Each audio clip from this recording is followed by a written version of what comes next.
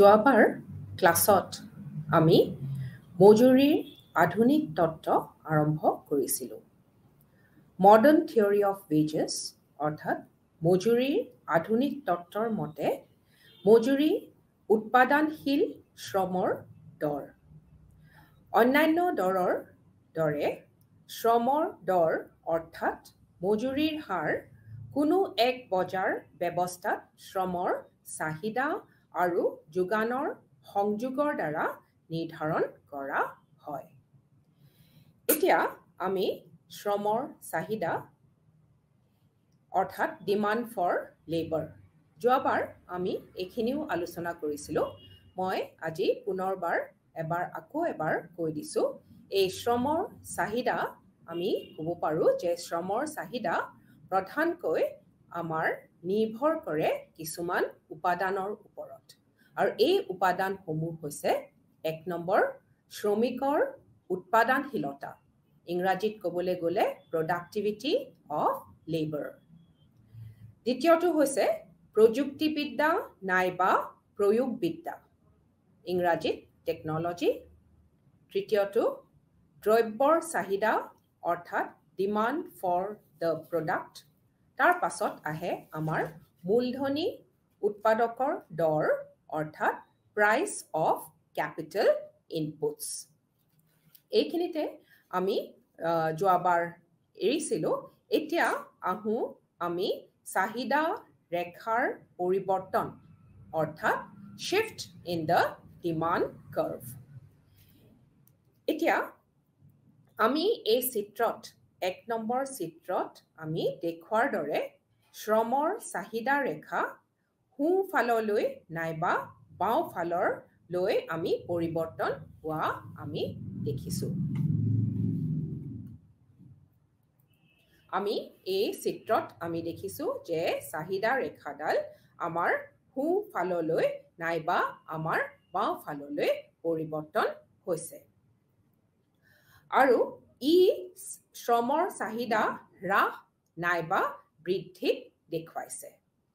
যিহেতু আমাৰ শ্ৰমৰ চাহিদা এক উদ্ভৱ চাহিদা, সেইবাবে শ্ৰমৰ দ্বাৰা উৎপাদিত চূড়ান্ত দ্ৰব্যৰ চাহিদাৰ পৰিৱৰ্তনে শ্ৰমৰ চাহিদা ৰেখাৰ পৰিৱৰ্তন ঘটায়।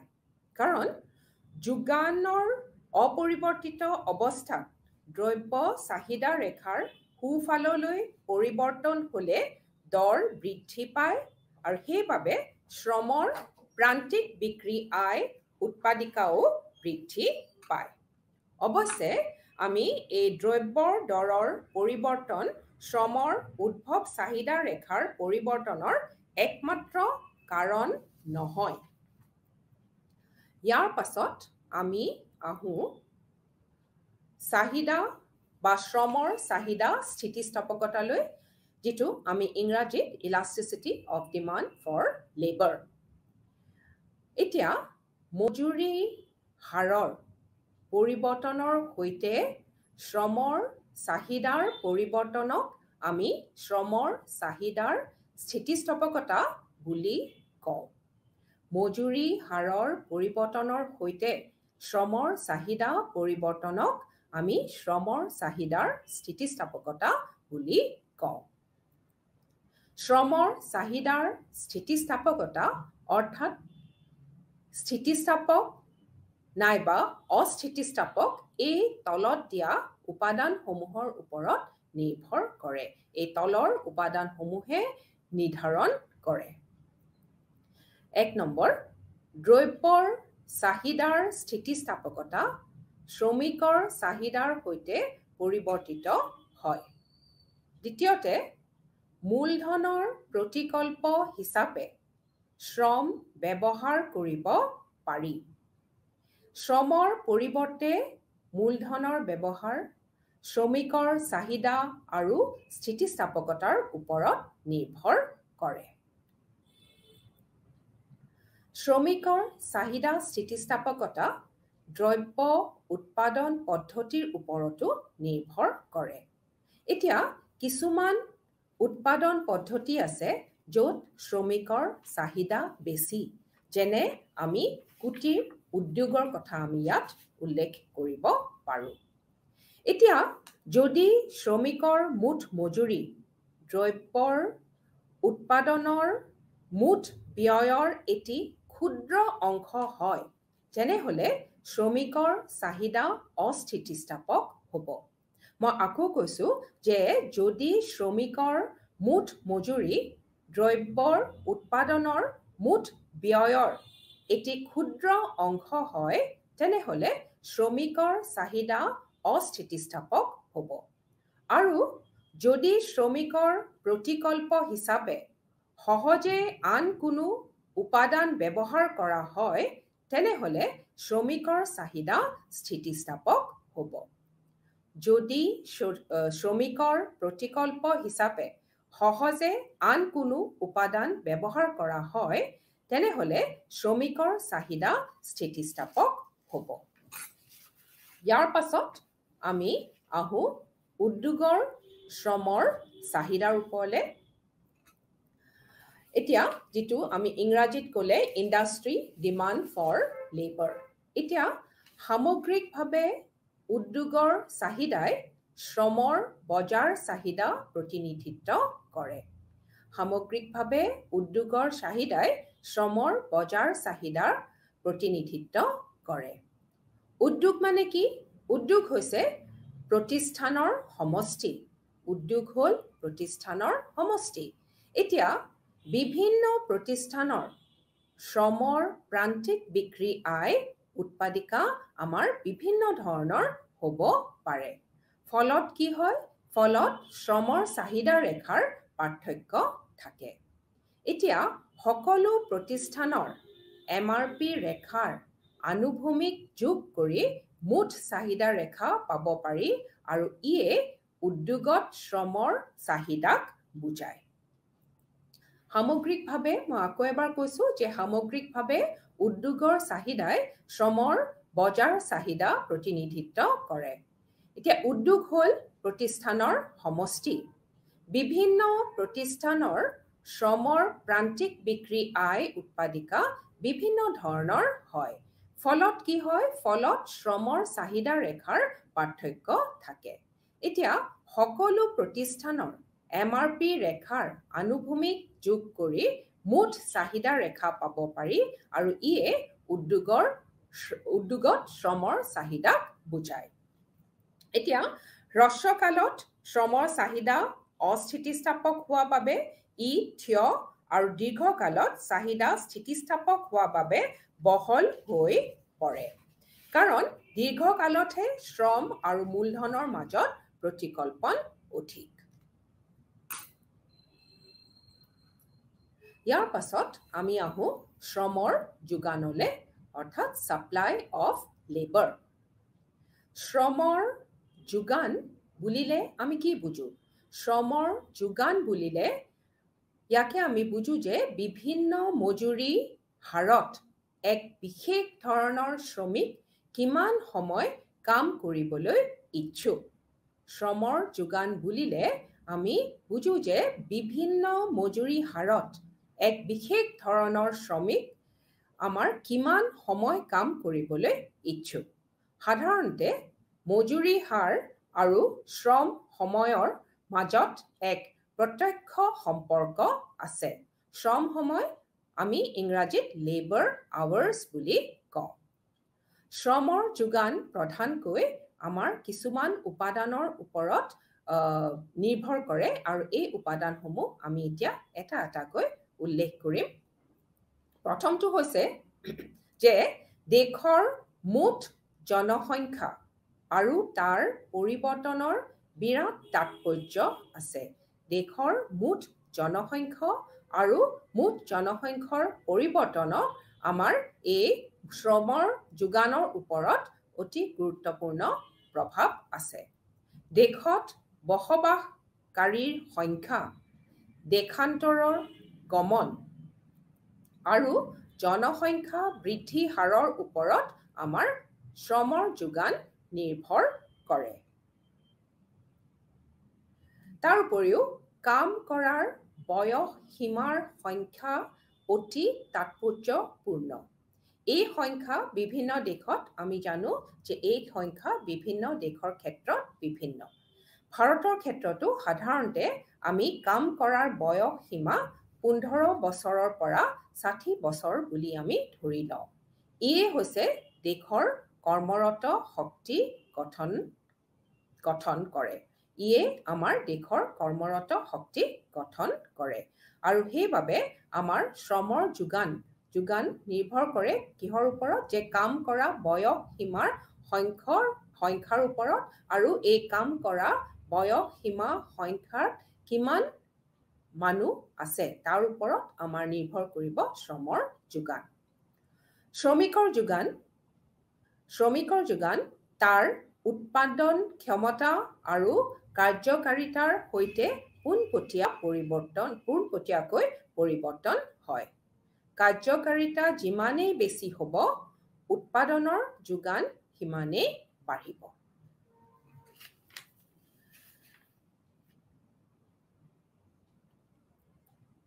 শ্ৰমিকৰ যোগানত মজুৰি হাৰৰ এটা গুৰুত্বপূৰ্ণ উপাদানো আছে যে মজুৰি হাৰ আমি এটা গুৰুত্বপূৰ্ণ উপাদান বুলি আমি ক'ব পাৰোঁ দ্ৰব্যৰ ক্ষেত্ৰত দৰ বৃদ্ধি পালে তাৰ যোগানো সাধাৰণতে আমি দেখো বৃদ্ধি পায় কিন্তু শ্ৰমিকৰ ক্ষেত্ৰত এই বিধি কাৰ্যকৰী কেতিয়াবা নকৰিবও পাৰে সাধাৰণতে আমি কি দেখো যে শ্ৰমিকে কঠোৰ জীৱন কটাবলগীয়া হয় সেইবাবে মজুৰি বৃদ্ধি পালে তেওঁলোকে জিৰণি ল'বলৈও চেষ্টা কৰে শ্ৰমিকৰ যোগানত মজুৰি হাৰ এটা গুৰুত্বপূৰ্ণ উপাদান দ্ৰব্যৰ ক্ষেত্ৰত যেনেকে দৰ বৃদ্ধি পালে তাৰ যোগানো সাধাৰণতে বৃদ্ধি পায় কিন্তু আমি সাধাৰণতে দেখা পাওঁ যে শ্ৰমিকৰ ক্ষেত্ৰত এই বিধিটো কেতিয়াবা কাৰ্যকৰী নকৰিব বা নহ'বও পাৰে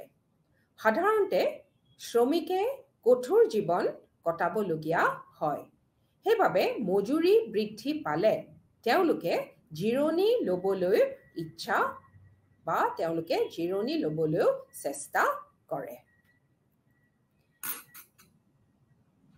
এতিয়া আমি শ্ৰমৰ যোগানৰ বিষয়ে আমি ইতিমধ্যে অলপ আলোচনা কৰিলো এতিয়া আহিম আমি যোগান ৰেখা অৰ্থাৎ সাপ্লাই কাৰ্ভ অফ লেবাৰ এতিয়া যোগান বিধি অনুসৰি আমি জানো যে যেতিয়া দৰ বৃদ্ধি পায় তেতিয়া যোগান বৃদ্ধি পায় আৰু দৰ হ্ৰাস পালে যোগানো হ্ৰাস পাব ধৰে শ্ৰমৰ ক্ষেত্ৰতো মজুৰি হাৰৰ বৃদ্ধিৰ লগে লগে শ্ৰমিকৰ শ্ৰম যোগান অৰ্থাৎ শ্ৰমিকৰ কামৰ সময় সাধাৰণতে আমি বৃদ্ধি পায় বুলি ক'ব পাৰোঁ কিন্তু বহু সময়ত দেখা যায় যে মজুৰিৰ হাৰ বৃদ্ধি পালে শ্ৰমৰ যোগান হ্ৰাস পাব পাৰে অৰ্থাৎ মজুৰি বৃদ্ধি পোৱাৰ বাবে শ্ৰমিকে আগতকৈ কম সময় শ্ৰম কৰিবলৈ ইচ্ছুক হোৱা আমি দেখিবলৈ পাওঁ ইয়াৰ কাৰণ হৈছে এই যে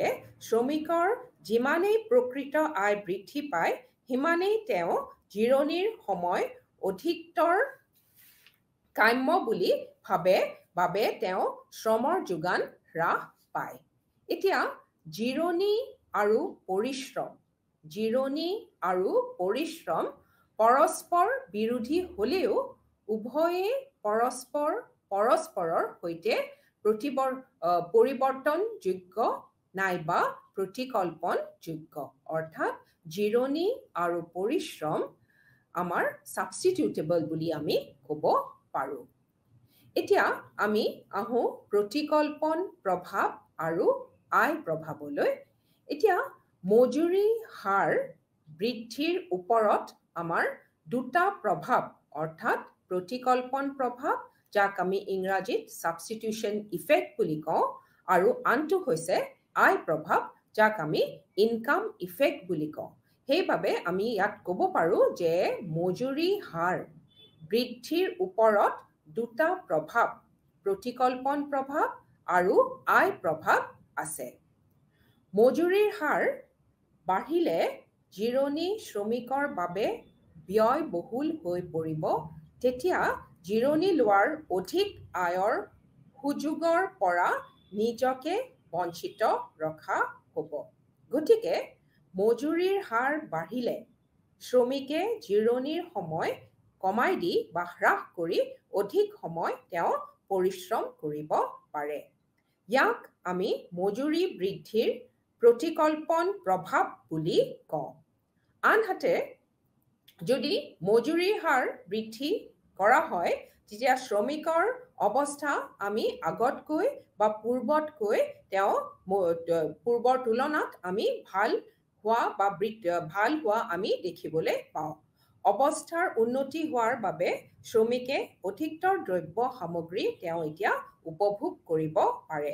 তেওঁ এই অধিকতৰ দ্ৰব্য সামগ্ৰী উপভোগ কৰাৰ লগে লগে তেওঁ অধিকতৰ জিৰণি ল'বলৈও তেওঁ ইচ্ছুক বা ইচ্ছা কৰিব পাৰে। এই অৱস্থাত জিৰণি শ্ৰমিকৰ বাবে অধিকতৰ কাম্য বাবে শ্ৰমৰ যোগান হ্ৰাস পাব পাৰে। ইয়াকে আমি মজুৰি বৃদ্ধিৰ আই প্ৰভাৱ বুলি আমি কওঁ। এতিয়া মজুৰি হাৰ বৃদ্ধিৰ ফলত শ্ৰমৰ যোগান কি হ'ব সেইটো আমাৰ প্ৰতিকল্পন প্ৰভাৱ আৰু আই প্ৰভাৱ এই দুই পৰস্পৰ বিৰোধী প্ৰভাৱৰ ওপৰত নিৰ্ভৰ কৰিব। যদি প্ৰতিকল্পন প্ৰভাৱ আই প্ৰভাৱতকৈ অধিক শক্তিশালী হয় তেন্তে মজুৰি বৃদ্ধি পালে যোগান বা শ্ৰমিকৰ যোগান বৃদ্ধি পাব। আৰু যদি আই প্ৰভাৱ প্ৰতিকল্পন প্ৰভাৱতকৈ অধিক শক্তিশালী হয় তেনেহ'লে মজুৰি বৃদ্ধি পালে শ্ৰমিকৰ যোগান হ্ৰাস পাব। আমি এতিয়া ইয়াকে আমি বুজি পালো যে আমাৰ এই মজুৰি হাৰ বৃদ্ধিৰ ফলত আমি শ্ৰমৰ যোগান কি হ'ব সেইটো আমাৰ নিৰ্ভৰ কৰিব দুটা প্ৰভাৱৰ ওপৰত। এটা হৈছে প্ৰতিকল্পন প্ৰভাৱ আৰু আনটো হৈছে আই প্ৰভাৱ। এই দুই পৰস্পৰ বিৰোধী প্ৰভাৱৰ ওপৰত আমাৰ মজুৰি বৃদ্ধি পালে আমাৰ শ্ৰমৰ বা শ্ৰমিকৰ যোগান কি হ'ব তাৰ সেইটো আমাৰ নিৰ্ভৰ কৰিব এই দুটা প্ৰভাৱৰ ওপৰত। যদি আমি ক'ব পাৰোঁ যে যদি প্ৰতিকল্পন প্ৰভাৱ আই প্ৰভাৱতকৈ অধিক শক্তিশালী হয় তেনেহ'লে কি হ'ব যে মজুৰি বৃদ্ধি পালে যোগান বৃদ্ধি পাব। আৰু যদি আই প্ৰভাৱ প্ৰতিকল্পন প্ৰভাৱতকৈ অধিক শক্তিশালী হয় তেন্তে মজুৰি বৃদ্ধি পালে শ্ৰমিকৰ যোগান হ্ৰাস পাব। এতিয়া আহোঁ আমি এই 2 নম্বৰ চিত্ৰলৈ। এই চিত্ৰ দুইত আমি কি দেখিছোঁ যে এই S চিত্ৰ দুইত এই S হ'ল শ্ৰমৰ যোগান ৰেখা। S হ'ল শ্ৰমৰ যোগান ৰেখা। এই ৰেখা আমি দেখিবলৈ পাইছোঁ যে এই ৰেখা প্ৰথমে সোঁফাললৈ উঠি গৈছে আৰু তাৰ পাছত বাওঁফাললৈ এইটো গৈছে। এই শ্ৰমৰ ৰেখা প্ৰথমে সোঁফাললৈ উঠি বাওঁফাললৈ যোৱা আমি দেখিব পাইছোঁ। ইয়াৰ অৰ্থ হ'ল প্ৰথমতে মজুৰি বৃদ্ধি প্ৰতিকল্পন প্ৰভাৱ আই প্ৰভাৱতকৈ অধিক শক্তিশালী আৰু এটা নিৰ্দিষ্ট স্তৰত উপনীত হোৱাৰ পিছত মজুৰি বৃদ্ধি পালে শ্ৰমৰ যোগান হ্ৰাস পাব বাবে এই যোগান ৰেখাটো বাওঁফাললৈ গতি কৰিছে। শ্ৰমৰ যোগান ৰেখাক আমি পশ্চাৎ বক্ৰমান যোগান ৰেখা বুলি কওঁ। অৰ্থাৎ ইংৰাজীত ক'বলৈ গ'লে এই যোগান ৰেখাক আমি বেকৱাৰ্ড বেণ্ডিং ছাপ্লাই কাৰ্ভ বুলি আমি কওঁ। এতিয়া এই চিত্ৰত আমি দেখিছোঁ যে S শ্ৰমৰ যোগান ৰেখা প্ৰথম অৱস্থাত মজুৰি যিমান বৃদ্ধি হৈছে শ্ৰমৰ যোগান সিমানেই বৃদ্ধি পাইছে। আমি দেখিছোঁ যে মজুৰি বৃদ্ধিৰ লগত শ্ৰমৰ যোগানো আমাৰ বৃদ্ধি পাইছে। মজুৰি বৃদ্ধিৰ সৈতে শ্ৰমৰ যোগান বৃদ্ধি হৈ N বিন্দু পৰ্যন্ত আমি এই মজুৰি বৃদ্ধিৰ লগত শ্ৰমৰ যোগান বৃদ্ধি আমি N বিন্দু পৰ্যন্ত চলি থাকিব আৰু ইয়াৰ পিছত যোগান ৰেখা বাওঁফাললৈ ঊৰ্ধ্বগামী হৈছে। অৰ্থাৎ এই অৱস্থাত শ্ৰমিকৰ বাবে জিৰণি অধিকতৰ কাম্য বাবে শ্ৰমৰ যোগান হ্ৰাস পাইছে। মজুৰি বৃদ্ধি হৈ যেতিয়া ডাবল ডেশ হৈছে তেতিয়া শ্ৰমৰ যোগান আমাৰ হ্ৰাস পায়, আমাৰ শ্ৰমৰ যোগান হ্ৰাস পাইছে আৰু মজুৰি বৃদ্ধি হৈ ডাবল ডেশ হ'লে আমাৰ শ্ৰমৰ যোগান হাৰ হৈছে আমাৰ OQ। এই চিত্ৰত এই N বিন্দুটো, এই N এটা আমি সংকট বিন্দু বুলি কওঁ, কাৰণ N বিন্দুৰ পৰা শ্ৰমৰ যোগান ৰেখা বাওঁফাললৈ উঠি গৈছে। তো এই বিন্দুটোক আমি N বিন্দুক আমি ক্ৰিটিকেল পইণ্ট অৰ্থাৎ অসমীয়াত আমি সংকট বিন্দু বুলি কওঁ, কাৰণ এই বিন্দুৰ পৰাই আমাৰ শ্ৰমৰ যোগান ৰেখা বাওঁফাললৈ উঠি গৈছে। এতিয়া আহোঁ আমি মুঠ শ্ৰমৰ যোগান ৰেখা। এতিয়ালে আমি কোনো এজন শ্ৰমিকৰ যোগান ৰেখাৰ প্ৰকৃত আলোচনা আমি কৰিলোঁ। দেশৰ প্ৰত্যেক শ্ৰমিকৰ যোগান ৰেখা যোগ কৰি আমি মুঠ শ্ৰমৰ যোগান ৰেখা আমি প্ৰত্যেকজন শ্ৰমিকৰ যোগান ৰেখা আমি যোগ কৰি মুঠ শ্ৰমৰ যোগান ৰেখা আমি পাব পাৰোঁ। একে কাৰণতে এই মুঠ শ্ৰমৰ যোগান ৰেখা কোনো এজন শ্ৰমিকৰ যোগান ৰেখাৰ দৰে পশ্চাদবক্ৰমান হ'ব। কিন্তু সাধাৰণতে আমি এই পশ্চাদবক্ৰমান যোগান ৰেখাক আমি এক অস্বাভাৱিক যোগান ৰেখা বুলি আমি গণ্য কৰিব পাৰোঁ। এতিয়া আমি আহোঁ প্ৰতিযোগিতামূলক অৱস্থাত মজুৰিৰ নিৰ্ধাৰণ অৰ্থাৎ ways determination under competitive conditions. এতিয়া প্ৰতিযোগিতামূলক অৱস্থাত আমি বৃহৎ সংখ্যক প্ৰতিষ্ঠানে স্বতন্ত্ৰ শ্ৰমৰ চাহিদা সৃষ্টি কৰে। আমি জানো যে প্ৰতিযোগিতামূলক অৱস্থাত আমাৰ বেছিভাগ প্ৰতিষ্ঠানে আমাৰ স্বতন্ত্ৰ শ্ৰমৰ চাহিদা সৃষ্টি কৰে। গতিকে তেওঁলোকৰ ব্যক্তিগত চাহিদা বজাৰৰ মুঠ শ্ৰম শক্তিৰ এক অংশ মাত্ৰ। ঠিক তেনেদৰে যোগানৰ দিশত এক বৃহৎ সংখ্যক সমগুণসম্পন্ন অসংগঠিত শ্ৰমিকে ব্যক্তিগত নিয়োগ বিচাৰে। আনহাতে বিভিন্ন প্ৰতিষ্ঠান আৰু অঞ্চলৰ মাজত শ্ৰমিক পূৰ্ণভাৱে সচল বুলি গণ্য কৰা হয়। এনেধৰণৰ পূৰ্ণ প্ৰতিযোগিতামূলক শ্ৰম বজাৰ আৰু দ্ৰব্য বজাৰত পূৰ্ণ প্ৰতিযোগিতামূলক অৱস্থাত ভাৰসাম্য মজুৰি নিৰ্ধাৰণ হয় যেতিয়া শ্ৰমৰ যোগান শ্ৰমৰ চাহিদাৰ সমান হয়। আন কথাত ক'বলৈ গ'লে ভাৰসাম্য মজুৰি হাৰ নিৰ্ধাৰণত শ্ৰমৰ চাহিদা আৰু যোগান ৰেখাৰ মাজত পৰস্পৰ ছেদ সংঘটিত হ'ব লাগিব। ইয়াক আমি এই ৩ নম্বৰ চিত্ৰৰ সহায়ত আমি দেখুৱাইছোঁ। এইটো হৈছে আমাৰ ৩ নম্বৰ চিত্ৰ, অৰ্থাৎ এইটো ৩ নম্বৰ চিত্ৰৰ A ভাগ আৰু এইটো B ভাগ। এক পূৰ্ণ প্ৰতিযোগিতামূলক শ্ৰম বজাৰত শ্ৰমৰ চাহিদা ৰেখা আমি নিম্নমুখী বুলি আমি ক'ব পাৰোঁ। আনহাতে শ্ৰমৰ যোগান ৰেখাডাল আমাৰ ঊৰ্ধ্বমুখী। এই চিত্ৰ ৩ত আমি দেখিছোঁ যে DDL এই ৰেখাডাল DDL হৈছে আমাৰ চাহিদা ৰেখা আৰু SSL হৈছে আমাৰ যোগান ৰেখা।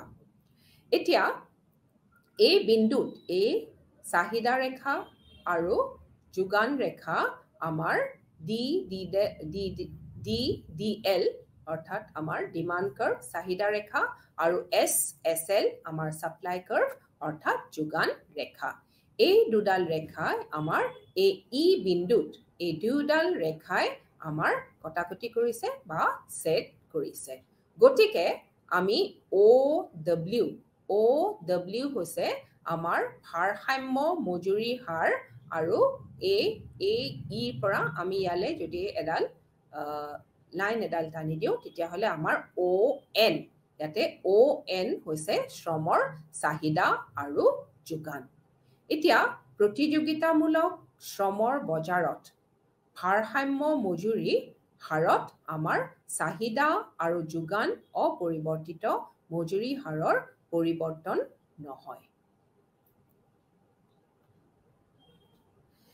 গতিকে কোনো প্ৰতিষ্ঠানে OWতকৈ অধিক মজুৰি নিদিব আনহাতে আমাৰ কোনো শ্ৰমিকে ইয়াতকৈ কম মজুৰি গ্ৰহণ কৰিবলৈও ইচ্ছা নকৰিব গতিকে সমগ্ৰ উদ্যোগৰ ভাৰসাম্য মজুৰি হাৰত প্ৰতিখন প্ৰতিষ্ঠানে তেওঁলোকৰ শ্ৰমিকৰ নিয়োগৰ বাবে মজুৰি নিৰ্ধাৰিত বুলি মানি লয় গতিকে প্ৰতিযোগিতামূলক শ্ৰম বজাৰত প্ৰতিষ্ঠানৰ প্ৰচলিত মজুৰি হাৰত শ্ৰমৰ যোগান ৰেখা পূৰ্ণ স্থিতিস্থাপক অৰ্থাৎ যিকোনো সংখ্যক শ্ৰমিক প্ৰচলিত মজুৰি হাৰত নিয়োগ কৰিব পাৰি এতিয়া মজুৰি ৰেখাই অৰ্থাৎ ৱেজ লাইন প্ৰতিষ্ঠানৰ এক মজুৰি হাৰত শ্ৰমিকৰ গড় ব্যয় আৰু প্ৰান্তিক ব্যয়ক দেখুৱায় গতিকে ইয়ে এক ব্যক্তিগত প্ৰতিষ্ঠানৰ শ্ৰমৰ যোগান ৰেখা এতিয়া এই চিত্ৰ 3বিত ইয়াকে আমি দেখুৱাইছো ইয়াত প্ৰতিষ্ঠানৰ শ্ৰমৰ যোগান ৰেখা এক আনুভূমিক সৰল ৰেখা আৰু ইয়ে প্ৰতিষ্ঠানৰ শ্ৰমিকৰ গড় আৰু প্ৰান্তিক মজুৰিক দেখুৱাইছে এতিয়া ইয়াৰ পাছত আমি আহো মজুৰি আৰু প্ৰান্তিক উৎপাদিকাৰ মাজৰ সম্পৰ্ক অৰ্থাৎ relation between ways and marginal productivity প্ৰতিষ্ঠানে সৰ্বাধিক লাভ আহৰণ কৰিবৰ বাবে সদায় মজুৰি হাৰক শ্ৰমিকৰ প্ৰান্তিক উৎপাদিকাৰ সৈতে তুলনা কৰে এতিয়া যিকোনো এটা প্ৰতিষ্ঠানে সৰ্বাধিক লাভ পাবলৈ কি কৰিব যে সৰ্বাধিক লাভ আহৰণ কৰিবৰ বাবে সদায় সেই প্ৰতিষ্ঠানটোৱে মজুৰি হাৰক শ্ৰমিকৰ প্ৰান্তিক উৎপাদিকাৰ সৈতে তুলনা কৰিব আমি জানো যে লাভ সৰ্বাধিক কৰিবৰ বাবে এটা শৰ্ত আছে আৰু এই শৰ্তটো হৈছে কি যে প্ৰান্তিক বিক্ৰী আয় সমান প্ৰান্তিক ব্যয় অৰ্থাৎ MR equal to MC marginal revenue equal to marginal cost গতিকে শ্ৰমিক নিয়োগ কৰোঁতে প্ৰতিষ্ঠানে চাব শ্ৰমিকৰ প্ৰান্তিক ব্যয় ইয়াৰ প্ৰান্তিক বিক্ৰী আয় উৎপাদিকাৰ সমান হয় এতিয়া প্ৰান্তিক মজুৰিয়ে শ্ৰমিকৰ প্ৰান্তিক ব্যয় শ্ৰমিকৰ প্ৰান্তিক বস্তুগত উৎপন্নক দ্ৰব্যৰ দৰৰ দ্বাৰা আমি পূৰণ কৰি শ্ৰমিকৰ প্ৰান্তিক বিক্ৰী আয় উৎপাদিকা আমি লাভ কৰিব পাৰোঁ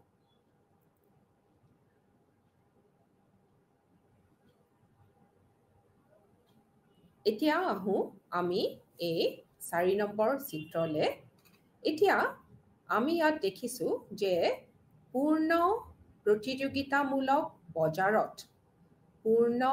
প্ৰতিযোগিতামূলক বজাৰত এক মজুৰি হাৰত প্ৰতিষ্ঠানে এনে সংখ্যক শ্ৰমিক নিয়োগ কৰিব য'ত MRPL সমান MW নাইবা MCL ইয়াত MRPL হ'ল কি MRPL হ'ল শ্ৰমিকৰ প্ৰান্তিক বিক্ৰী আয় MRPL হ'ল শ্ৰমিকৰ প্ৰান্তিক বিক্ৰী আয় উৎপন্ন MW হ'ল প্ৰান্তিক মজুৰি, MCL হ'ল শ্ৰমিকৰ প্ৰান্তিক ব্যয়। এই চিত্ৰ 4ত আমি শ্ৰমিকৰ প্ৰান্তিক ব্যয় আৰু প্ৰান্তিক বিক্ৰী আয় উৎপাদিকাৰ ভিত্তিত শ্ৰমিকৰ নিয়োগ আমি দেখুৱাইছোঁ। এতিয়া চিত্ৰ 4ত এই বিন্দুটোত মজুৰি ৰেখাই শ্ৰমিকৰ, এডাল হৈছে মজুৰি ৰেখা, মজুৰি ৰেখাই শ্ৰমিকৰ প্ৰান্তিক বিক্ৰী আয় উৎপন্ন ৰেখাক অৰ্থাৎ MRPL ৰেখাক আমাৰ ছেদ কৰিছে। ইয়াতে দেখুৱাইছোঁ যে আমাৰ A48 আমি কি দেখিছোঁ 4A আমি দেখিছোঁ যে ই বিন্দুত আমাৰ মজুৰি ৰেখাই শ্ৰমিকৰ প্ৰান্তিক বিক্ৰী আয় উৎপন্ন ৰেখাক আমাৰ ছেদ কৰিছে।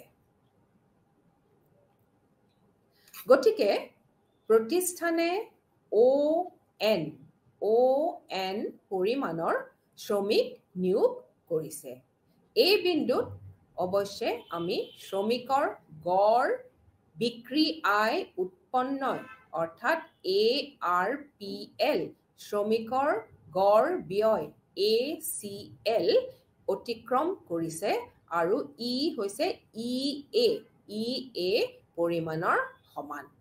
গতিকে প্ৰতিষ্ঠানে লাভ কৰা লাভৰ পৰিমাণ হ'ব WEAB। এক কিন্তু কেৱল হ্ৰস্বকালীন অৱস্থা।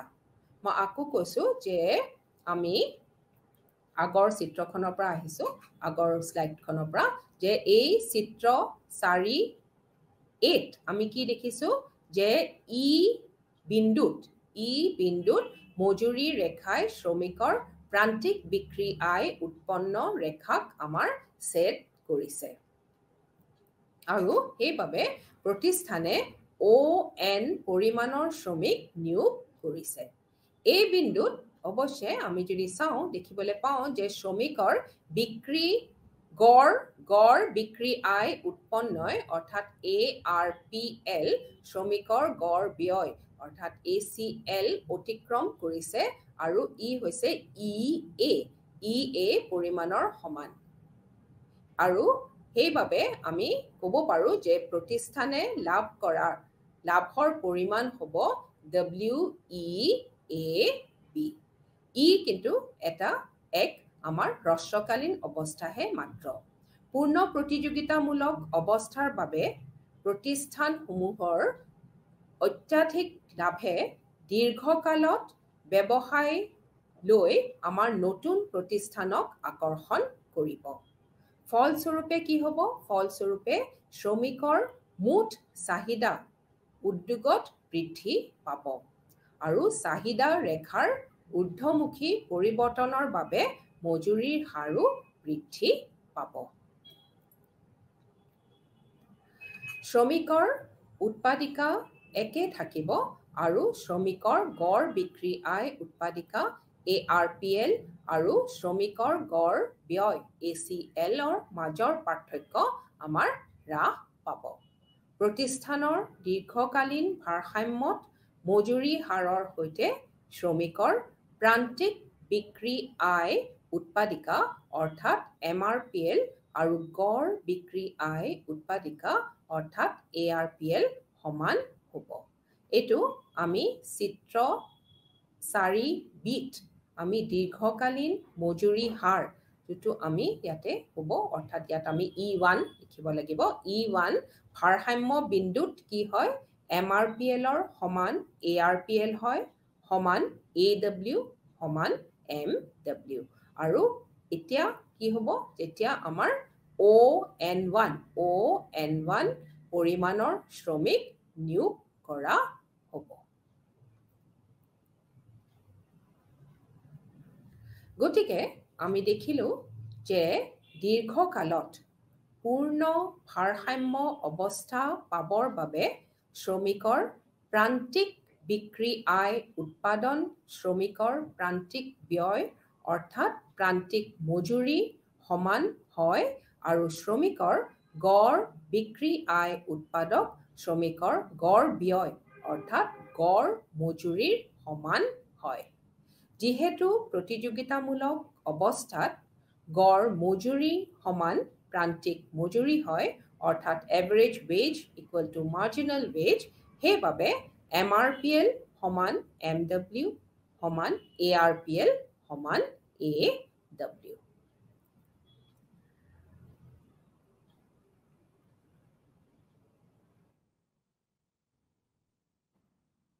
মই এইটো মজুৰি আৰু প্ৰান্তিক উৎপাদিকাৰ মাজৰ সম্পৰ্ক আমি ইতিমধ্যে আমি আলোচনা কৰিলোঁ। আৰু এতিয়া মই এই ফিগাৰটো 4 নম্বৰ এই আমি চিত্ৰখন আমি পুনৰবাৰ মই আকৌ এবাৰ ৰিপিট কৰিছোঁ, বুজাই দিছোঁ। এতিয়া পূৰ্ণ প্ৰতিযোগিতামূলক বজাৰত এক মজুৰি হাৰত প্ৰতিষ্ঠানে এনে সংখ্যক শ্ৰমিক নিয়োগ কৰিব য'ত কি হ'ব MRPLৰ সমান MW হ'ব, নাইবা MW নাইবা MCL। ইয়াত MRPL হ'ল শ্ৰমিকৰ প্ৰান্তিক বিক্ৰী আয় উৎপন্ন, MW হ'ল প্ৰান্তিক মজুৰি, MCL হ'ল শ্ৰমিকৰ প্ৰান্তিক ব্যয়। এই চিত্ৰ 4ত আমি শ্ৰমিকৰ প্ৰান্তিক ব্যয় আৰু প্ৰান্তিক বিক্ৰী আয় উৎপাদিকাৰ ভিত্তিত শ্ৰমিকৰ নিয়োগ আমি দেখুৱাইছোঁ। ইয়াত আমি দেখিছোঁ যে ই বিন্দুত মজুৰি ৰেখাই শ্ৰমিকৰ প্ৰান্তিক বিক্ৰী আয় উৎপন্ন ৰেখাক আমাৰ ছেদ কৰিছে। গতিকে প্ৰতিষ্ঠানে ON পৰিমাণৰ শ্ৰমিক নিয়োগ কৰা আমি দেখিবলৈ পাইছোঁ। এই বিন্দুত কিন্তু আমি শ্ৰমিকৰ গড় বিক্ৰী আয় উৎপন্নই অৰ্থাৎ ARPL, শ্ৰমিকৰ গড় ব্যয় অৰ্থাৎ ACL আমি অতিক্ৰম কৰিছে আৰু ই কিমানখিনি বেছি EA পৰিমাণৰ সমান। গতিকে প্ৰতিষ্ঠানে লাভ কৰাৰ লাভৰ পৰিমাণ হ'ব আমাৰ WEAB। ই এক হ্ৰস্বকালীন অৱস্থাহে মাত্ৰ। পূৰ্ণ প্ৰতিযোগিতামূলক অৱস্থাৰ বাবে প্ৰতিষ্ঠানসমূহৰ অত্যাধিক লাভে দীৰ্ঘকালত কি কৰে? দীৰ্ঘকালত ব্যৱসায়লৈ নতুন প্ৰতিষ্ঠানক আকৰ্ষিত কৰি তোলে। এতিয়া তাৰ বাবে কি হয়? শ্ৰমিকৰ মুঠ চাহিদা উদ্যোগত বৃদ্ধি পায়। চাহিদা ৰেখাৰ ঊৰ্ধ্বমুখী পৰিৱৰ্তনৰ বাবে মজুৰিৰ হাৰ বৃদ্ধি হোৱা আমি দেখিবলৈ পাওঁ। শ্ৰমিকৰ উৎপাদিকা একে থাকিব আৰু শ্ৰমিকৰ গড় বিক্ৰী আয় উৎপাদিকা ARPL আৰু শ্ৰমিকৰ গড় ব্যয় অৰ্থাৎ ACL মাজৰ পাৰ্থক্য আমাৰ হ্ৰাস পাব। প্ৰতিষ্ঠানৰ দীৰ্ঘকালীন ভাৰসাম্যত মজুৰিৰ হাৰৰ সৈতে শ্ৰমিকৰ প্ৰান্তিক বিক্ৰী আয় উৎপাদিকা অৰ্থাৎ MRPL আৰু গড় বিক্ৰী আয় উৎপাদিকা অৰ্থাৎ ARPL সমান হ'ব। এতিয়া এইটো আমি চিত্ৰ 4বিত আমি দীৰ্ঘকালীন মজুৰি হাৰ যিটো আমি ইয়াতে E1 এইটো বিন্দুত হ'ব E1 ভাৰসাম্য বিন্দুত আমি কি দেখিবলৈ পাইছোঁ যে MRPL এটা হৈছে আমাৰ MRPL, এইটো হৈছে আমাৰ ARPL। MRPL সমান ARPL আৰু এই বেজ লাইনটোত আমি AW সমান MW, সেইকাৰণে আমি ই বিন্দুত আমি ভাৰসাম্য বিন্দুত কি পাইছোঁ যে MRPLৰ equal to ARPL equal to AW is equal to MW। So' যেতিয়া ON1 পৰিমাণৰ শ্ৰমিক নিয়োগ কৰে। গতিকে দীৰ্ঘকালত পূৰ্ণ ভাৰসাম্য অৱস্থা পাবৰ বাবে শ্ৰমিকৰ প্ৰান্তিক বিক্ৰী আয় উৎপাদন শ্ৰমিকৰ প্ৰান্তিক ব্যয়ৰ অৰ্থাৎ প্ৰান্তিক মজুৰিৰ সমান হয় আৰু শ্ৰমিকৰ গড় বিক্ৰী আয় উৎপাদক শ্ৰমিকৰ গড় ব্যয় অৰ্থাৎ গড় মজুৰিৰ সমান হয় যেহেতু আমাৰ প্ৰতিযোগিতামূলক অৱস্থাত গড় মজুৰি সমান প্ৰান্তিক মজুৰি অৰ্থাৎ average ways equal to marginal ways সেইবাবে MRPL সমান MW সমান ARPL সমান AW এতিয়া ইয়াৰ পাছত আমি আহো যে তা কথা ইয়াত আমি মন কৰিব লাগিব যে এই ওপৰৰ বিশ্লেষণৰ পৰা আমি ইয়াকে আমি চমুকৈ এই ধৰণে আমি ক'ব পাৰো যে এনেদৰে আমি ইয়াত ক'ব পাৰো যে শ্ৰম আৰু দ্ৰব্য বজাৰত পূৰ্ণ প্ৰতিযোগিতামূলক অৱস্থাত আমি ভাৰসাম্য মজুৰি হাৰ শ্ৰমিকৰ চাহিদা আৰু যোগানৰ পাৰস্পৰিক ক্ৰিয়াৰ দ্বাৰা নিৰ্ধাৰণ হয় শ্ৰম আৰু দ্ৰব্য বজাৰ পূৰ্ণ প্ৰতিযোগিতামূলক অৱস্থাত ভাৰসাম্য মজুৰি হাৰ শ্ৰমিকৰ চাহিদা আৰু যোগানৰ পাৰস্পৰিক ক্ৰিয়াৰ দ্বাৰা নিৰ্ধাৰণ কৰা হয় হ্ৰস্বকালত আমি মজুৰি সমান শ্ৰমিকৰ প্ৰান্তিক বিক্ৰী আয় উৎপাদন অৰ্থাৎ ৱেজ ইকুৱেল টু MRPL কিন্তু মজুৰি গড় বিক্ৰী আয় উৎপাদনৰ কম হ'ব পাৰে তেনে অৱস্থাত লাভ অধিক হ'ব ইয়াৰ বিপৰীতে যদি মজুৰি শ্ৰমিকৰ গড় বিক্ৰী আয় উৎপাদনতকৈ যদি অধিক হয় তেতিয়াহ'লে প্ৰতিষ্ঠানৰ কিন্তু লোকচান হ'ব দীৰ্ঘকালত আমি কি পাওঁ দীৰ্ঘকালত মজুৰিৰ সমান শ্ৰমিকৰ প্ৰান্তিক বিক্ৰী আয় উৎপাদন সমান শ্ৰমিকৰ গড় বিক্ৰী আয় উৎপাদন অৰ্থাৎ wages equal to MRPL is equal to ARPL গতিকে পূৰ্ণ প্ৰতিযোগিতাৰ পূৰ্ণ ভাৰসাম্য অৱস্থাত দীৰ্ঘকালত মজুৰিৰ হাৰ শ্ৰমিকৰ প্ৰান্তিক আৰু গড় বিক্ৰী আয় উৎপাদনৰ সমান হয় এতিয়া আমি এইখিনি যিমানখিনি আমি বিশ্লেষণ কৰিলো এই বিশ্লেষণৰ পৰা আমি চমুকৈ এই ক'ব পাৰো যে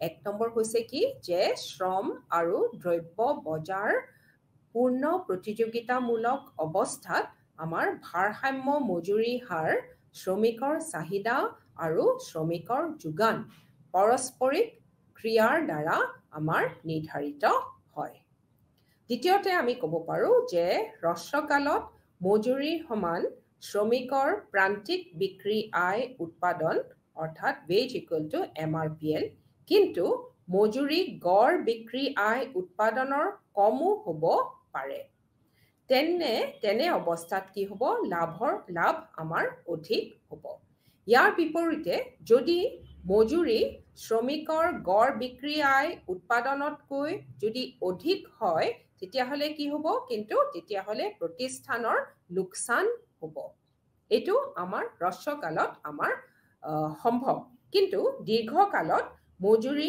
সমান হ'ব শ্ৰমিকৰ প্ৰান্তিক বিক্ৰী আয় উৎপাদন আৰু তাৰ সমান হ'ব শ্ৰমিকৰ গড় বিক্ৰী আয় উৎপাদন গতিকে পূৰ্ণ প্ৰতিযোগিতাৰ পূৰ্ণ ভাৰসাম্য অৱস্থাত দীৰ্ঘকালত মজুৰিৰ হাৰ শ্ৰমিকৰ প্ৰান্তিক আৰু গড় বিক্ৰী আয় উৎপাদনৰ সমান হয় এতিয়া আহো আমি অপূৰ্ণ প্ৰতিযোগিতাত মজুৰি নিৰ্ধাৰণ আৰু শ্ৰমিকৰ শোষণ আমি ইতিমধ্যে পূৰ্ণ প্ৰতিযোগিতামূলক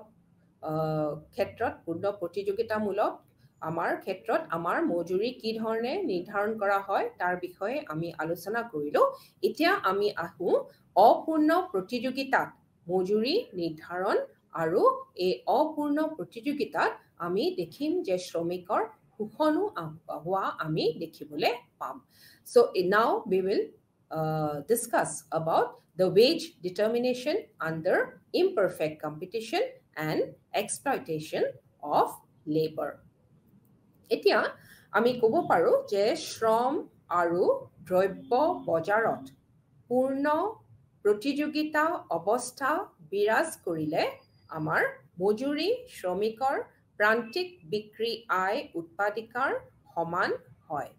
ই শ্ৰমিকৰ প্ৰান্তিক বস্তুগত উৎপন্নৰ মূল্যৰ সৈতে একে।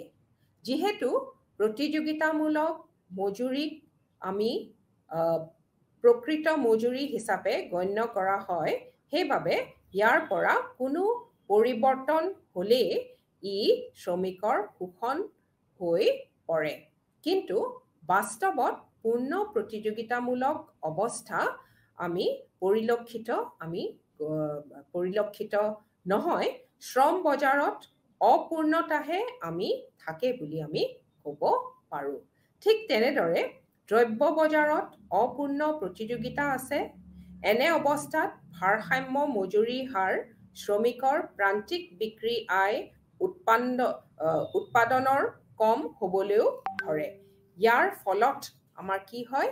ইয়াৰ ফলত আমি শ্ৰমিকৰ শোষণ হোৱা আমি দেখিবলৈ পাওঁ। অধ্যাপক চেম্বাৰলিনে তেখেতে কৈছিলে, অধ্যাপক চেম্বাৰলিনৰ মতে শ্ৰমিকৰ শোষণ বুলিলে শ্ৰমিকৰ মজুৰি প্ৰান্তিক বিক্ৰী আয় উৎপন্নতকৈ আমাৰ কম হ'লে আমি শ্ৰমিকৰ শোষণ হোৱা বুলি আমি ক'ব পাৰোঁ। এতিয়া শ্ৰমৰ অপূৰ্ণ প্ৰতিযোগিতামূলক বজাৰত একচেটিয়া ক্ৰেতা নাইবা মনপছনী অৱস্থাৰ সৃষ্টি হয়। শ্ৰমৰ অপূৰ্ণ প্ৰতিযোগিতামূলক বজাৰত একচেটিয়া ক্ৰেতা নাইবা মনপছনীৰ অৱস্থাৰ আমি সৃষ্টি হোৱা দেখিবলৈ পাওঁ। 1 নম্বৰত আমি ক'ব পাৰোঁ যে দ্ৰব্য বজাৰত মালিক একচেটিয়া বিক্ৰেতা, আনহাতেদি শ্ৰম বজাৰত তেওঁ একচেটিয়া ক্ৰেতা হোৱা বাবে তেওঁ মনপছনী ক্ষমতা লাভ কৰে। দ্ৰব্য বজাৰত মালিক একচেটিয়া বিক্ৰেতা, আনহাতে শ্ৰম বজাৰত তেওঁ একচেটিয়া ক্ৰেতা, সেইবাবে তেওঁ মনপছনী ক্ষমতা তেওঁ লাভ কৰে।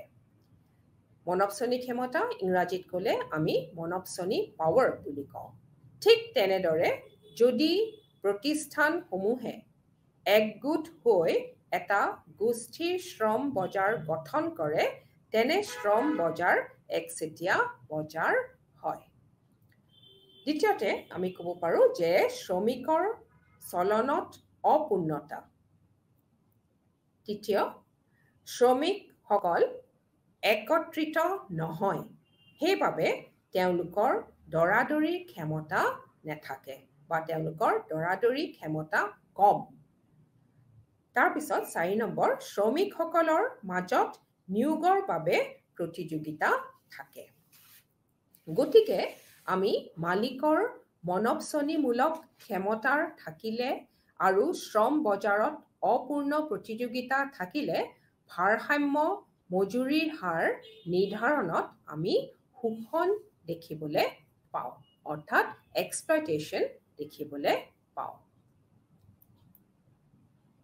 এই চিত্ৰটোলৈ আমি মন কৰোঁ যে এই চিত্ৰ 5। এই 5 নম্বৰ চিত্ৰত আমাৰ AW হৈছে আমাৰ গড় মজুৰি ৰেখা নাইবা শ্ৰমিকৰ গড় ব্যয় অৰ্থাৎ ACL ৰেখা। AW আমি ACL ৰেখা বুলিও ক'ব পাৰোঁ বা আমি AW ৰেখা অৰ্থাৎ যিটো আমি গড় মজুৰি ৰেখা, এভাৰেজ ৱেজ গড় মজুৰি ৰেখা নাইবা শ্ৰমিকৰ গড় ব্যয় ৰেখা ACL বুলি আমি ক'ব পাৰোঁ। MW হৈছে আমাৰ প্ৰান্তিক মজুৰি ৰেখা নাইবা আমাৰ শ্ৰমিকৰ প্ৰান্তিক ব্যয় ৰেখা অৰ্থাৎ ACL। শ্ৰমিকৰ যোগান ৰেখাই দেখুৱাই যে শ্ৰমিকৰ বজাৰৰ অপূৰ্ণতাৰ বাবে মাত্ৰ এক উচ্চ মজুৰিত আমাৰ অধিক শ্ৰমিক নিয়োগ কৰিব পাৰি। অৱশ্যে আমাৰ প্ৰতিষ্ঠানত MW শ্ৰমিকৰ প্ৰান্তিক বিক্ৰী আয় উৎপাদনৰ MRPLৰ সমান। ইয়াতে আমি দেখিছোঁ যে গতিকে ই বিন্দুত আমি কি কৈছোঁ? এই MRPL সমান MW হৈছে ই বিন্দু ভাৰসাম্য বিন্দু বুলি আমি ক'ব পাৰো ই বিন্দু হৈছে আমাৰ ভাৰসাম্য বিন্দু আৰু এই বিন্দুত আমাৰ ON পৰিমাণৰ শ্ৰমিক আমি নিয়োগ কৰিছো ON পৰিমাণৰ শ্ৰমিক আমি নিয়োগ কৰা দেখিবলৈ পাইছো যদিও আমাৰ MW আমাৰ প্ৰান্তিক বিক্ৰী আয় উৎপন্নৰ অৰ্থাৎ MRPL ৰ সমান AW মজুৰি হাৰ প্ৰকৃততে MW তকৈ কিন্তু আমি কম ফলস্বৰূপে মজুৰি হাৰ শ্ৰমিকৰ MRP তকৈ EP কম EP পৰিমাণ বা পৰিমাপৰ কম গতিকে EP এ প্ৰান্তিক শ্ৰমিকৰ শোষণৰ পৰিমাণ বুজাইছে যেহেতু আমাৰ মুঠ বিক্ৰী আয় অৰ্থাৎ ARP ৰেখাৰ দ্বাৰা যোগ লোৱা হয় যেহেতু মুঠ বিক্ৰী আয় ARP ৰেখাৰ দ্বাৰা যোগ লোৱা হয় ই মুঠ বিক্ৰী আয় হ'ব আমাৰ ONSR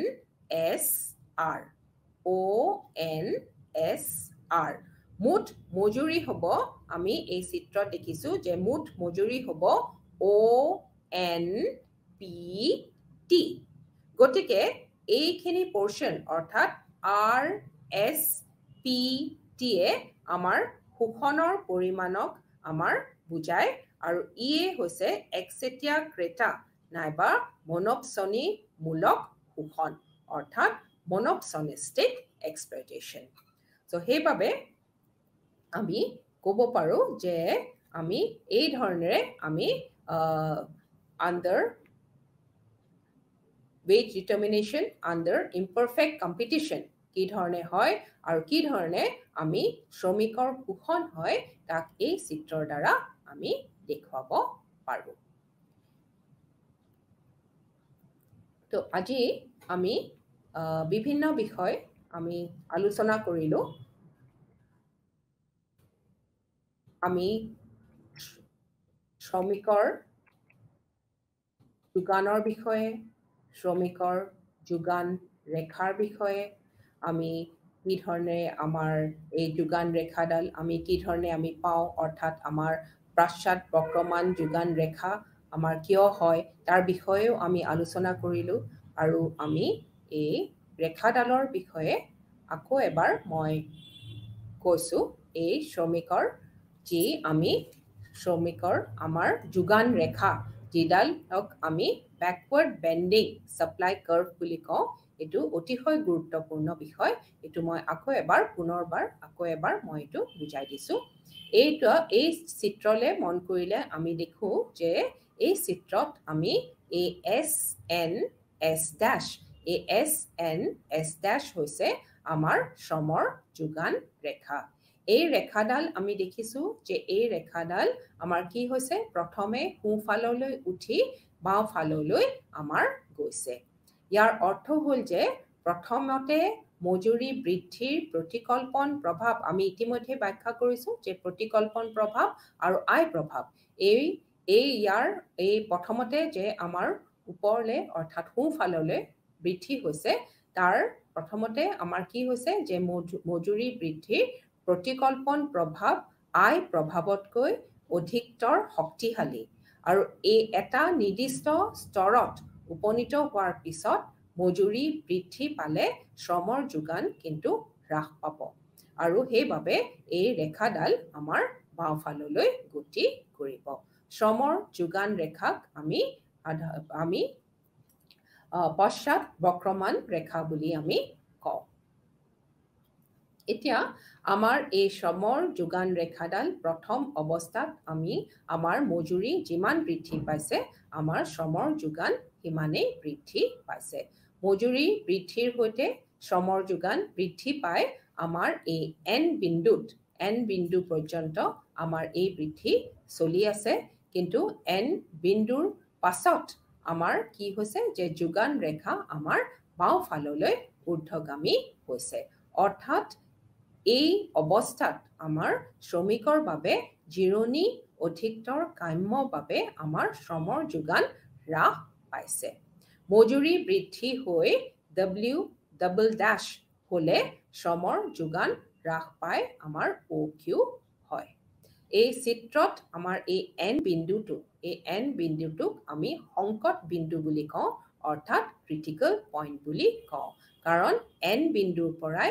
শ্ৰমৰ যোগান ৰেখা আমাৰ বাওঁফাললৈ উঠি আহিছে তাৰ পাছত আমি আজি আমাৰ কি ধৰণে আমাৰ প্ৰতিযোগিতামূলক অৱস্থাত আমাৰ কি ধৰণে মজুৰি নিৰ্ধাৰণ কৰা হয় তাৰ বিষয়ে আমি বিতংভাৱে আলোচনা কৰিলো ইয়াতে আমি দেখিলো যে এটা পূৰ্ণ প্ৰতিযোগিতামূলক শ্ৰম বজাৰত আমি শ্ৰমৰ চাহিদা ৰেখা আমি দেখিছো যে শ্ৰমৰ চাহিদা ৰেখাডাল হৈছে আমাৰ নিম্নমুখী আৰু আনহাতে শ্ৰমৰ যোগান ৰেখাডাল হৈছে আমাৰ ঊৰ্ধ্বমুখী এই চিত্ৰৰ দ্বাৰা আমি দেখুৱাইছো যে DDL চাহিদা ৰেখা আৰু SSL আমাৰ যোগান ৰেখা এই বিন্দুত এই দুইডাল ৰেখাই আমাৰ ছেট কৰিছে গতিকে OW ভাৰসাম্য মজুৰি হাৰ আৰু ON শ্ৰমৰ চাহিদা এই ON আমি ইয়াত পাম পৰা এটা লাইন যদি আমি ইয়াতে ষ্ট্ৰেইট লাইন x axisলৈ যদি আমি টানি দিও তাতে এই বিন্দুটোত হ'ব আমাৰ ON আৰু এই ON হ'ব আমাৰ শ্ৰমৰ চাহিদা আৰু যোগান এইখিনি বিষয়েও আমি বিতংভাৱে আলোচনা কৰিলো ইয়াৰ পাছত আমি এইটো আমাৰ এই চিত্ৰসমূহ আমি আলোচনা কৰি আমি পূৰ্ণ প্ৰতিযোগিতামূলক বজাৰত আমি কি ধৰণে মজুৰি নিৰ্ধাৰণ কৰা হয় তাৰ বিষয়ে আমি বুজিলো আমি বুজ ললো তাৰ পাছত আমি আহিলো যে wage determination under imperfect competition and exploitation of labor তো ইয়াতে আমি এই 5 নম্বৰ চিত্ৰৰ সহায়ত এটো আমি দেখুৱালো ইয়াতে আমি কি দেখিছো যে এই 5 নম্বৰ চিত্ৰত আমি AW হৈছে আমাৰ গড় মজুৰি ৰেখা নাইবা আমি শ্ৰমিকৰ গড় ব্যয় অৰ্থাৎ ACL ৰেখা বুলি আমি কওঁ MW প্ৰান্তিক মজুৰি ৰেখা নাইবা শ্ৰমিকৰ প্ৰান্তিক ব্যয় ৰেখা MCL এতিয়া শ্ৰমিকৰ যোগান ৰেখাই দেখুৱায় যে শ্ৰমিকৰ বজাৰৰ অপূৰ্ণতাৰ বাবে মাত্ৰ এক উচ্চ মজুৰিত অধিক শ্ৰমিক নিয়োগ কৰিব পাৰি আৰু আমি প্ৰতিষ্ঠানত MW শ্ৰমিকৰ প্ৰান্তিক বিক্ৰী আয় উৎপাদনৰ সমান হয় এতিয়া এই বিন্দুত আমি ভাৰসাম্য বিন্দু বুলি আমি ক'ব পাৰো কাৰণ ইয়াত আমাৰ ON পৰিমাণৰ আমাৰ শ্ৰমিক নিয়োগ কৰা হৈছে যদিও আমাৰ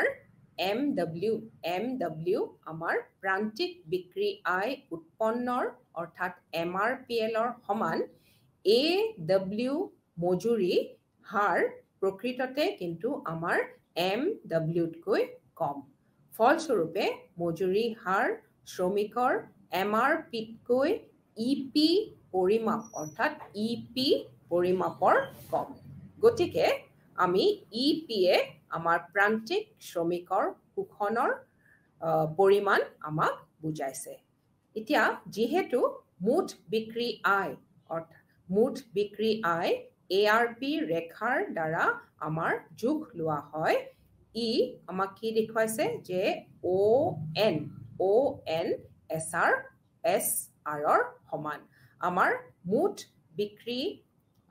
বিক্ৰী আয় ARP ৰেখাৰ দ্বাৰা আমাৰ যোগ লোৱা হয় ON SRৰ সমান আৰু মুঠ মজুৰি হ'ব আমাৰ এই ক্ষেত্ৰত ONPT গতিকে RSPTয়ে আমাৰ শোষণৰ পৰিমাণক বুজাইছে ইয়ে হৈছে আমাৰ একচেটিয়া ক্ৰেতা নাইবা মনপছনীমূলক শোষণ অৰ্থাৎ ইয়াক আমি মনপছনিষ্টিক এক্সপ্লইটেশ্যন বুলি কওঁ আজি আমি বিভিন্ন বিষয় আলোচনা কৰিলো লেবৰ মাৰ্কেটত আমি বিভিন্ন বিষয় আলোচনা কৰিলো অহাবাৰলৈ we will start with the land market thank you, ধন্যবাদ।